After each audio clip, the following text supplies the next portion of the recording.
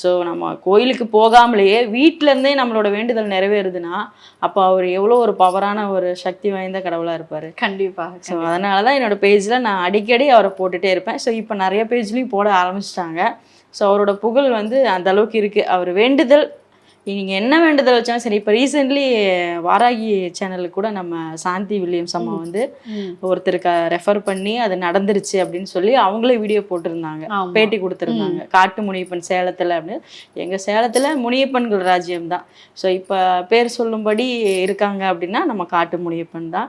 நீங்கள் எப்பேற்பட்ட வேண்டுதலாக இருந்தாலும் சரி, தீராத நோயாக இருந்தாலும் சரி, இல்லை எனக்கு சொத்து பிரச்சனை, கடன் பிரச்சனை, கணவன் மனைக்குள்ளே ஒருத்தர் வந்து 2 வருஷமா கணவன் மனைக்குள்ள பிரச்சனை இருந்துகிட்டே இருந்திருக்கு. ஸோ இப்போ வீட்டில் இருந்தபடியே முடிஞ்சு வச்சு கரெக்டாக வந்து 1.5 மாதத்துலேயே நிறைவேறி ஒரு பொண்டாட்டியோட வந்து சந்தோஷமாக நமக்கு பேட்டி கொடுத்துருந்தாங்க.